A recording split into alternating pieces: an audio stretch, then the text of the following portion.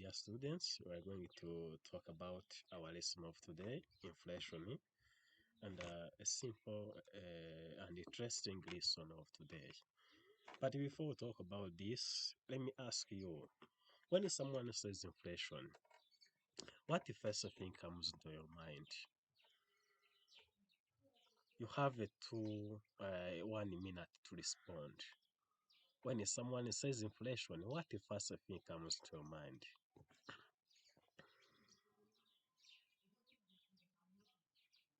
Wonderful. When someone says inflation, you understand this meaning.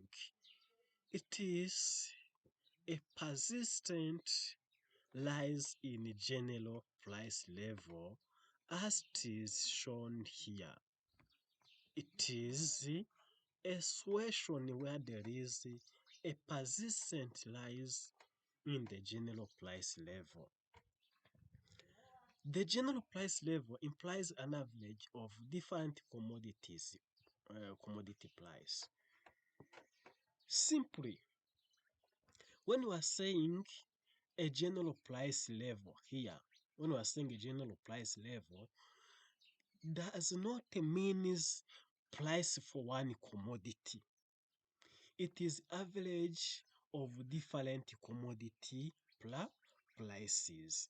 Here, it means that when an increase in the price is increase in the price for one commodity, or increase in the price for two commodity or three commodities, this will not be called inflation because it will be called inflation when you have an increase in price for almost commodities. Here we say an increase in price to various commodities, and this increase in price must be persistent. Here, for example, when you have rise in price, but for a short period of time and the price becomes stable, this will not be called inflation. It will be called inflation when you have a general increase in the price and that the general increase in the price take a longer period of time. It is when it will be called inflation. And as we know, if prices stabilize at a certain high level for some time, such a situation is notified to an inflation. Here, it is just high cost of living. It is just high cost of living. For example, we may have increase in the price. For example, let's take an example to the period of COVID-19 and the period of war in Ukraine. And in that period, you saw that the price increased. But for example, today, the price may become to be stable. Here, when the price increase in a particular time, but at other time price become stable, this will not be called inflation, but it will be called the high cost of living. It will be called the high cost of living. At is shown here. And after this, after getting the meaning of inflation, let's look at the classification of inflation. Here, inflation can be classified in two forms, as we're going to look to see in the next slide. For example, first one you have a classification of inflation according to the degree of intensity. Here, when we are saying according to the degree of intensity, we have what you call creeping, mild, or gradual inflation. This this refers to the inflation uh, where the increase in the price of goods and services is at rate between less than 3%. It refers to the slow increase in the price of goods and services at a rate which is less than 3%. Dear students, listen to this carefully. This creeping inflation is not bad in economy because this 3% is very and very good in economy because increase in price at this level uh, encourage the producers to work because this 3% make the producers to get the profit that is why this rate of inflation is very desirable in economy. And after this, after clipping inflation, we have another second one called the working or throttling or moderate inflation. Please, this is somehow a bad situation in economy. When you start to have an increase in the price at 10% per annum, this meaning that the economy is starting to be uh, uh, to to to be in a bad situation. Here, when we say working inflation or moderate inflation, this is where the increase in the price level is a single digit or less than 10% or less than 10%, meaning that here inflation is less than 10% per annum. And this calls the government to take some measures to stop this inflation because when there is no measures to suppress this inflation can be at the level in which the government can become difficult to suppress or to control.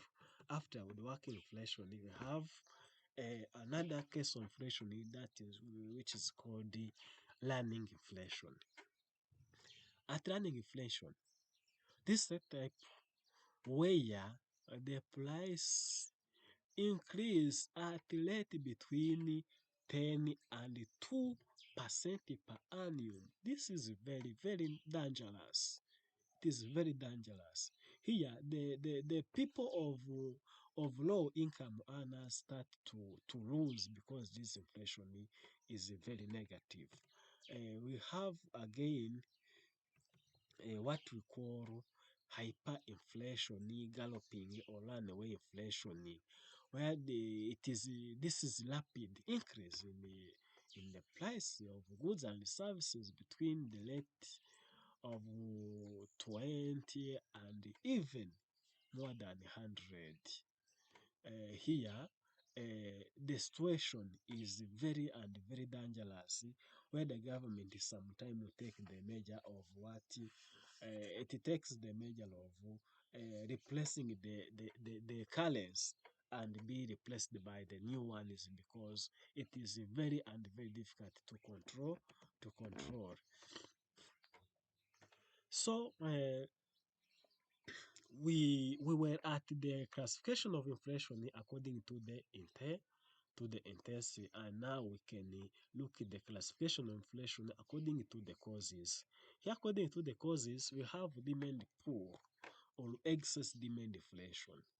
When you have demand pull or excess demand inflation, this is an inflation that occurs when the aggregate demand exceeds aggregate supply in the economy. You know, the supplier produce and the consumer demand what produced. Here, as you know, in the law of demand, when the demand exceeds the supply, the price must go up. Here, when it is on average, when it is to the whole sectors of economy, the aggregate demand exceed the aggregate supply, it means the general price have to go up. The type of inflation that will occur when the aggregate demand exceed the aggregate supply, it will be called demand pull inflation or excess demand inflation.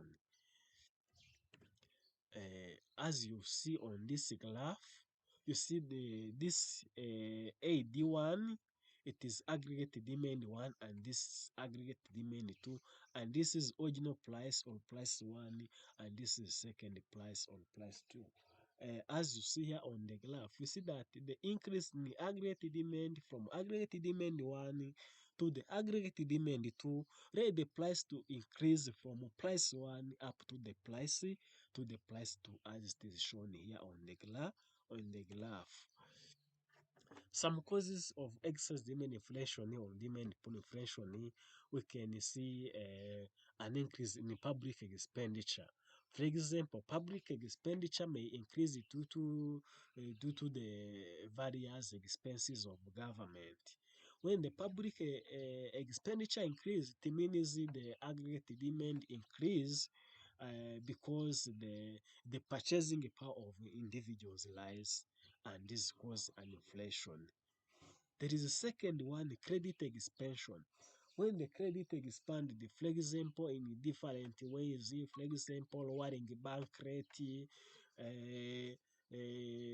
and the other measures of monetary policy that can lead to the expansion of credit, uh, this will also affect the aggregate demand in the economy as general.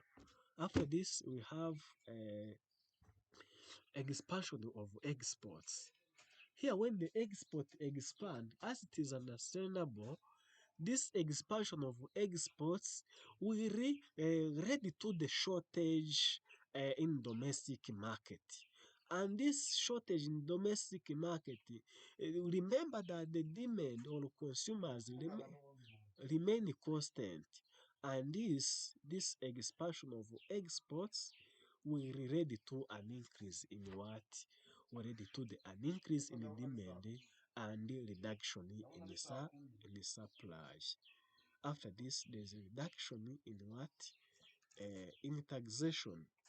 This reduction in taxation will lead to an increase in the disposable income of individuals, and the increase in the disposable income will lead to a rise in what? In the purchasing power of individuals, which will cause a rise in the aggregate demand and cause this demand pull inflation.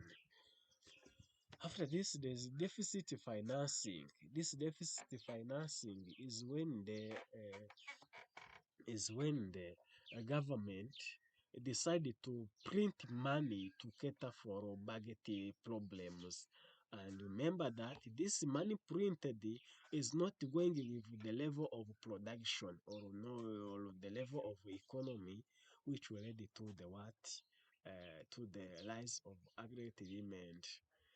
There is increase in population. Remember that the population is consumers. When the population increase, demand also increase. Here, when the population increase but the production do not increase, this will cause the inflation. And trade union activities, this is when the trade union demand for shorter working hours, high payments, and the trade union, as you know, can demand for what? For shorter working hour, long payments, and this shorter working hours, long payment, more holidays with pay. This will increase the wage of the workers and their purchasing power as well. And also, as it is understandable, the aggregate demand will rise in general. Those are some causes of this excess demand inflation or demand full inflation, but you can find the others to add on this. Some policies for this demand pull inflation, there is a restrictive monetary policy to reduce amount of money in circulation. This restrictive monetary policy are those monetary policies or those policies the central bank can use to what? To reduce the amount of money in circulation.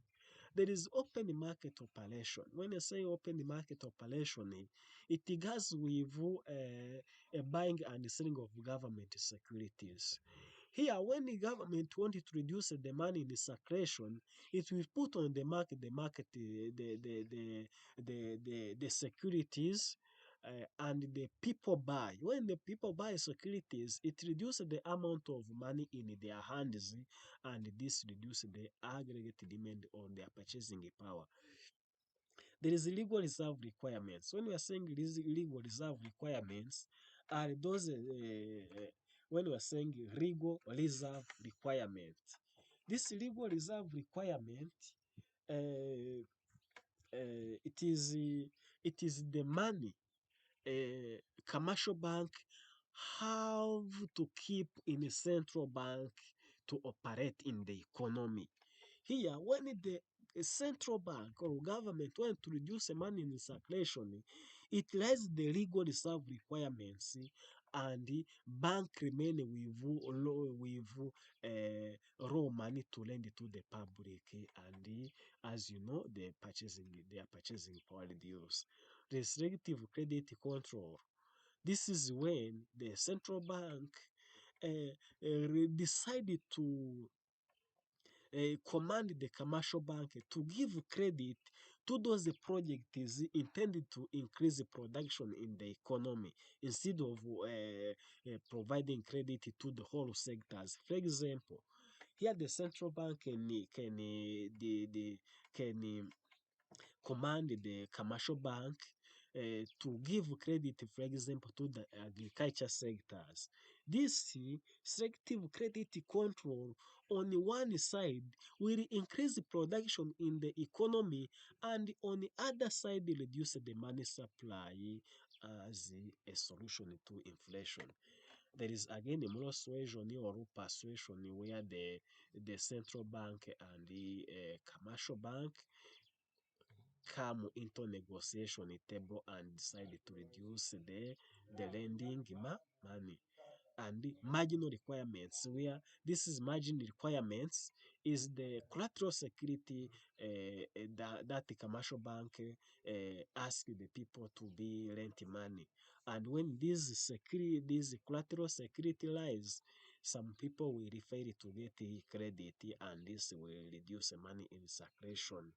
After this, there is a reduction in government expenditure by, for example, cutting down its expenditure in the public and reduce the money supply, and increase taxes. These taxes, when taxes increase, it meaning that the disposable income of the individuals immediately reduces. And after reduction of disposable income, the people remain with little money to spend in purchase, in the buying of goods and services.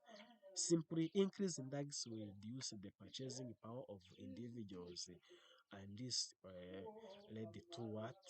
Led to led to the reduction of inflation in general. So thank you for following me today, and we will continue tomorrow in the next session. Thank you a lot.